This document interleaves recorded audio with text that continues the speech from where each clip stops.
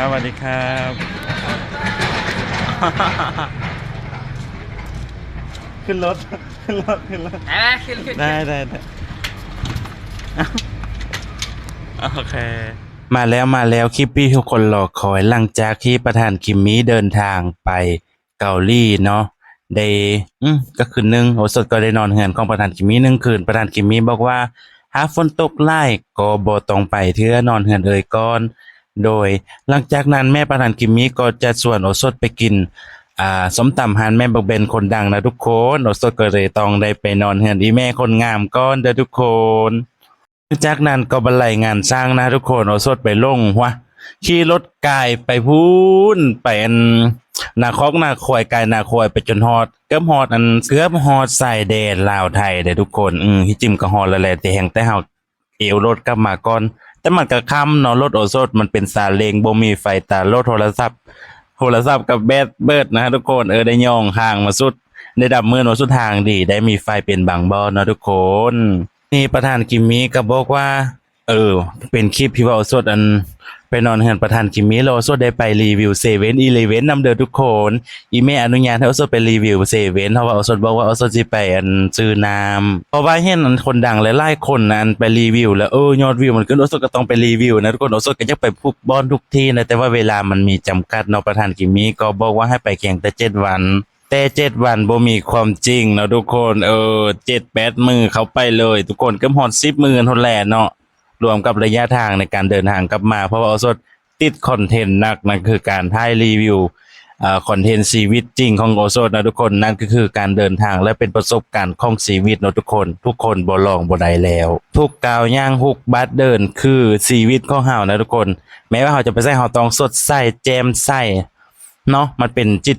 วิทยาในการใช้ชีวิตเพราะว่าคันเฮาเฮ็ดถ้าเฮามีความสุขอยู่ตลอดแล้วมันจะเป็นนิสัยหรือว่าเป็นสันดานนั่นเองทุกคนคันเฮามีสันดานหรือว่านิสัยที่ดีแล้วเฮาก็จะเป็นคนดีตลอดไปแม้ถ้ามันเป็น mindset ของอ่าการคิดบวกนั่นเองทุกคนเพราะว่าโอ้สดเฮียนมิเลนเน่นะทุกคนหนังสือที่เพิ่นออกอยู่ในYouTube จังซี่เฮาแต่เขาไปฟังอยู่โอสดกับเขาเป็นแบบว่าเห็นนะขี่มาก็ยังเจอเด็กสกอยนะทุกคนเลิศเด็กสกอยในเมืองเขาดีนะทุกคนแบบในเมืองแบบว่าเขาขี่เป็นกลุ่มเป็นเลิศเนาะโอสดก็อยากขี่รถเข้าไปเล่นน้ำอยู่แต่ก็ยานเพิ่นทำอะไรไม่ดีให้เราหรือว่าเราจะไปทำอะไรให้เขาหยอกเบิ่งคลิปมาแล้วมันสิเมื่อยนะก็ได้หยอกไปก่อนอันนี้ก็ขี้เพิ่นให้ทุกคนเอ้าเลี้ยวไปเลี้ยวมาห่างเข้าบ้านนี่แม่ไปทางใดโอ้ตายแล้วโซดไก่โคงไปเลยนะทุกคนขี่รถเพลินมันทางดีทุกคนทาง450 ปีนะทุกคนขี่ไก่ไปเลยปะเนี่ยหลังจากขี่ไก่โคงแล้วกลับมาฮอนเห็นอีแม่นั่นก็โหกันวุ่นวายนะฮะทุกคนอีแม่ก็ส่งโลเคชั่นให้แม่เป็นละเอียดแห้งนะทุกคนติดตามชีวิตโอสดแห้งเนาะยานโอสดเสี่ยงให้เนาะโอ้โหห้องแทนนะอ๋อมีบทุกอย่างเนาะอยู่จีนเนาะเป็นแข้งฮับเซิร์นผู้สุดพิเศษแล้วก็เป็นลูกฮักลูกห่มไปที่เรียบร้อยนะทุกคนตอนนี้แม่ก็ฮักมาหาอยู่ตลอดนะทุกคนตอนนี้มอนคนงามก็ฮักมาเล่นเอามาสดตลอดเนาะเอาเป็นผู้เลี้ยงน้องให้น้องเป็นผู้เลี้ยงน้องให้คิมมี่เนาะเพิ่นก็ฮักมาหาเอาสดเป็นห้องเป็นใหญ่เอาสดอยู่เนาะก็ยังแซดมาเซลสดว่าเอาน้องไม้ไปแกงเด้อนะอีแม่ก็โหกลับมาอยู่ก่ออีแม่ก็ได้อีแม่คนงามบ่โสดแล้วก็อีฮอเห็นไปกินปิงซีนปิงดัดอยู่ใส่มื้อนี้ก็เป็นมื้อสุดพิเศษแล้วทุกคนได้กินข้าวร่วมโต๊ะนำอีแม่อีฮอ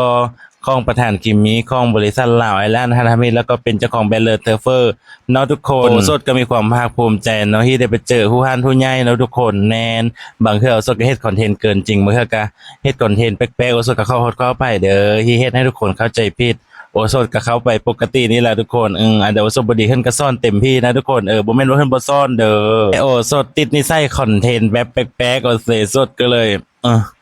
ต้องได้ทำใจเนาะ FC ก็คอยแนะนำติเตียนอยู่ตลอดโอสดก็ดีใจนะโอสดก็ดีใจที่ทุกคนเป็นห่วงเป็นใยในโอสดในการนำลงชีวิตแต่โอสดก็ติดคอนเทนต์แห้งนะทุกคนโอสดก็เลยเฮ็ดแบบรุนแรงไปก็มีเนาะคอนเทนต์แรงๆก็โคตรเข้าไผนะทุกคนชีวิตปกติโอสดก็ เป็นบ้านนอกคอกนานี่แหละทุกคนกินผักกินหญ้าก็คืออีห้อยแม่หากินนะทุกคนมื้อนี้ก็ป่นป่าแล้วทุกคนเฮาตัวเพิ่นว่าก็เพิ่นก็มาแต่ฮักตายทุกคนเป็นฮ้อฮักแม่เป็นฮ้อฮักอันของอีห้ออีแม่นี่เด้อทุกคนรถก็ได้มารีวิวรถ Land Rover เก็บกูระเบิดของอีห้อนี่ฮ้อเป็นคนมักสะสมอะเล่น TikTok กันอย่างบ่หันเก่งเฮาก็ได้ไปเล่นนำอีห้อน้อยหนึงหลังจากนั้นอีห้อน่ะโอโซจิกลับบ้านเอาเงินให้โอโซที่ตึมนะทุกคนไล่เติมนะทุกคนอีแม่ก็มื้อเช้ามาก็เฮ็ดกินแต่เช้าลุกนึ่งข้าวโอ้ยแกเป็ดแกไก่นะมีน้องมา จุ๊มเม่งฮักเด้อจุ๊มเม่งเด้อฮักษาสุขภาพได้เด้อจุ๊มเม่งเจ้าน่ะสิตาเป็นตาหล่อซ้ำโอโซอีต้นน้องอีแม่ก็ฮักมาทุกคนเป็นเผด็จการนะทุกคนผู้ใดฮักมานะบ่แม่น ก็แม่นนั่นแหละโอ้ยจังไดดี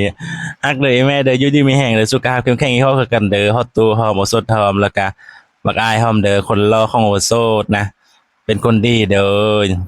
เป็นคนดีคิดดีทำดีแล้วเราจะดึงสิ่งดีๆเข้ามานั่นก็คือคำเว้าของประธานคิมมี่สดจื้ออยู่นะทุกคนไว้ทุกคนไฟมาแล้วไฟดับโดยทุกคนอยู่บ้านเราสดนะก็ขอมกขอบใจขอให้ประธานคิมมี่และครอบครัวมีสุขภาพแข็งแรงอีห้อยแม่นำเด้อทุกคนเลยหมอนเลยตั้งแต่